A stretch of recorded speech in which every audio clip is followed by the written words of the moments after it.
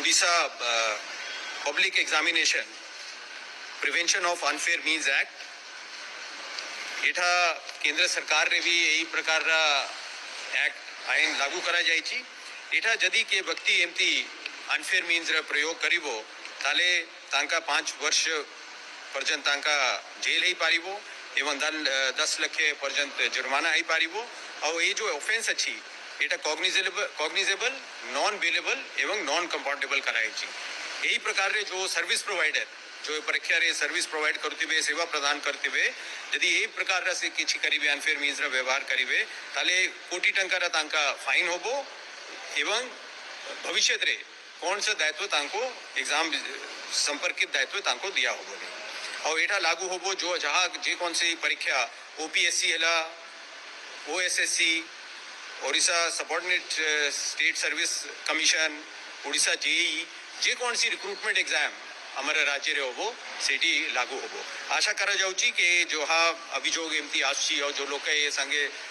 संपृक्त अछंती तांका गोटे एटा डेटरेंट एबे आसला ओडिशा चाकरी आशायींक ପାଇଁ बहुत बड़ खुशीर खबर। जो माने ओडिशा सब ऑर्डिनेट स्टाफ सिलेक्शन कमिशन तरफ रिक्रुटमेंट पाइबा ପାଇଁ ଚାହାନ୍ତି ओडिशा स्टाफ सिलेक्शन कमिशन तरफ रिक्रुटमेंट पाइबा ପାଇଁ ଚାହାନ୍ତି ओपीएससी तरफ जदि रिक्रुटमेंट पाइबा ପାଇଁ ଚାହାନ୍ତି आपण मन ପାଇଁ खुशीर खबर आस जाय छै। वर्तमान जदि ओडिशा सब ऑर्डिनेट स्टाफ सिलेक्शन कमिशन बा स्टाफ सिलेक्शन कमिशन किंबा ओपीएससी जदि कोनोसी एग्जाम कंडक्ट करूसी जदि अनियमितता प्रकाश करे सेही संस्था को सस्पेंड करासबो ता सहित जरिमाना मध्ये भोगिबाको पड़िबो बोली आज सरकार कड़ा निष्पत्ति नेछन्ती। वर्तमान खबर पर जदि नजर पकेबा देखंतु आपण मनक मनरे एबे मध्ये प्रश्न उठुथबो कारण वर्तमान जेहेतु ओडिशा सब ऑर्डिनेट स्टाफ सिलेक्शन कमिशन तरफ आपण मनकर आरआई एआरआई अमीनो आईसीडीएस सुपरवाइजर एग्जाम सरिछि एवं सेतिरे आपण माने समस्त जानिछन्ती एग्जाम रे अनियमितता प्रकाश पाइछि। कोन ओडिशा सब ऑर्डिनेट स्टाफ सिलेक्शन कमिशन को एही एग्जाम रो सस्पेंड करबा निहाती दरकार तो निहाती भाबरे आपण माने सेही विषय रे निहाती भाबरे आपनकर मतामत दियंतु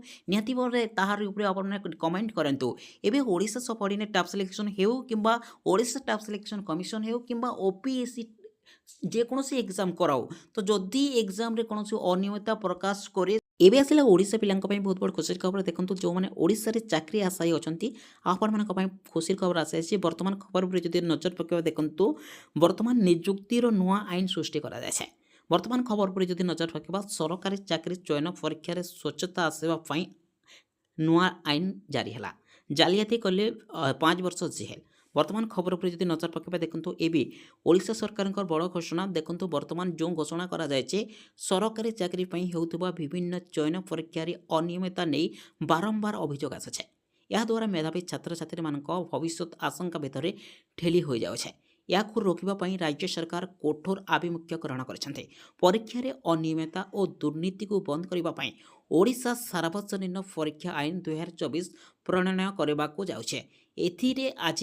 कैबिनेट रे मोहर बाजिছে। अपराह्न रे मुख्यमंत्री मोहन चरण माझी अध्यक्षतार राज्य कैबिनेट बैठक रे बसितला। एथिरे मोट 8टी प्रस्ताव उपरे मोहर बाजिছে। बैठक उपरे मुख्य शासन सचिव मनोज आहुजा गणमाध्यम को कैबिनेट निष्पत्ति मध्य सूचना देथिले। ओडिशा सार्वजनीन परीक्षा आईन 2024 संपर्क में मिथ्या परिचय प्रदान प्रश्नपत्र लीक परीक्षा हल भीतर को अनधिकृत लोकों प्रवेश आदिर अभियोग आसुचे। एही परीक्षा गुड़िकर स्वच्छता आनिबा सह अनियमितता को रोकिबा पई नुआ आईन आसिबा परी एही आईन अधीन रे समस्त अपराध जामिन विहीन और रफा अयोग्य हेबा कोनोसी व्यक्ति एही अपराध प्रदान कले से जेल दंड भोगिबा सहित से 10 लाख टंका पर्यंत जरिमाना रे दंडित करा जिवो। ता सहित प्रदानकारी मध्य एक कोटी पर्यंत जरिमाना रे दंडित हेबे एवं सेमानक ठारो आनुपातिक परीक्षा खर्च मध्य आदाय करा जिवो। देखंतु एबे आसिला आपण मनक पई खुशीर खबर वर्तमान जो